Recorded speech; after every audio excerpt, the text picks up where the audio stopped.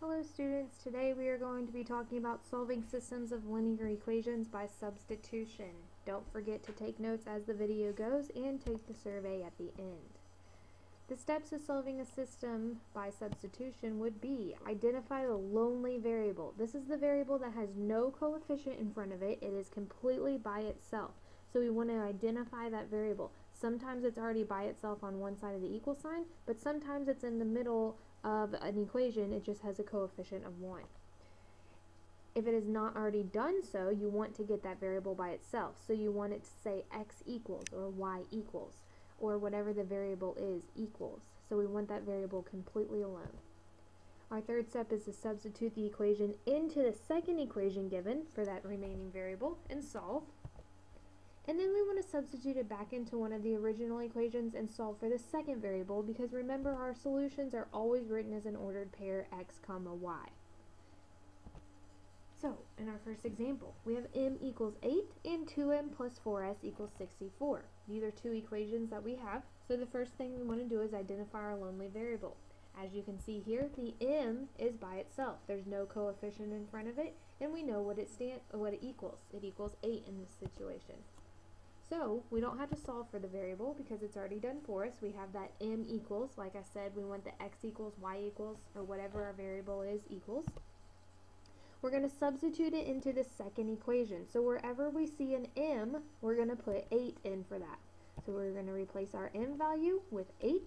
Once we do that, we're just going to solve. So 2 times 8 is 16. Subtract 16 from both sides, so we have 4s equals 48. And then divide by 4 on both sides, so we get s equals 12. Now we want to substitute back in to find our second variable. In this case, they already gave us what m equals, so we don't have to do that. So we know that in our problem, whenever you're not given an x and a y, you're given a different variable, you always write it in an alphabetical order. So our answer here is 8, 12. Example number 2, x equals 4y, 5x plus 2y equals 44. So I want to identify the lonely variable, which in this case is x. It is already by itself, so we don't need to solve for it. Substitute into the second equation, so we're going to take 4y and put it into x. So instead of the x, we're going to replace it with 4y. And then we just want to solve for y. So 5 times 4 is 20. 20y plus 2y, combine our like terms to get 22y, and then divide by 22 on both sides, so y equals 2. Our last step is we want to substitute back in to get our second variable. We want to pick the easier one. So since we have x equals 4y, all we have to do is substitute 2 in for y, and 4 times 2 is 8. You could have substituted into the second equation, but it would have been a little more work. Again, you write it in alphabetical order, x comma y, so we have 8, 2. Example number 3, y equals 2x minus 5, y equals 3x plus 2. Identify the lonely variable.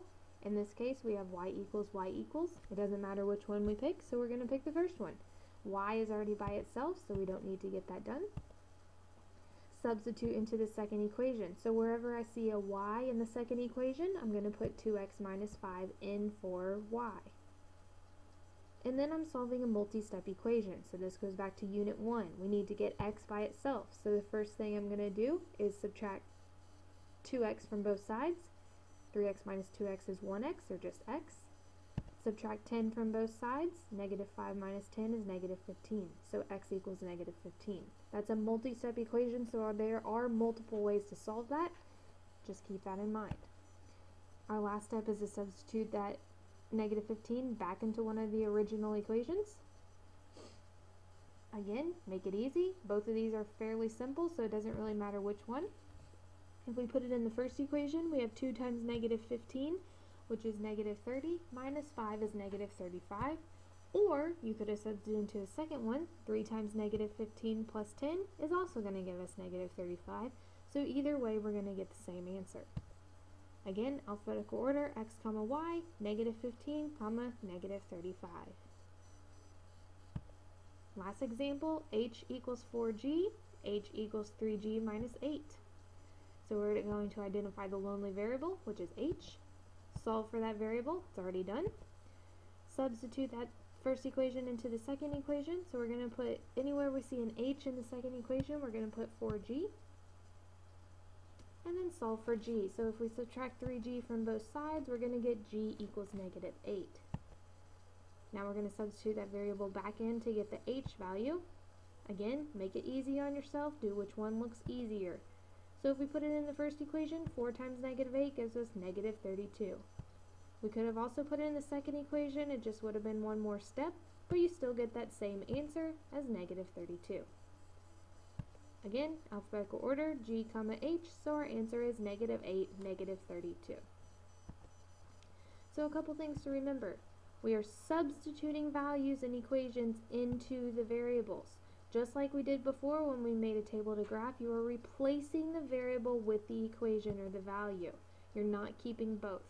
So just keep in mind, substitution or substituting is the same as replacing.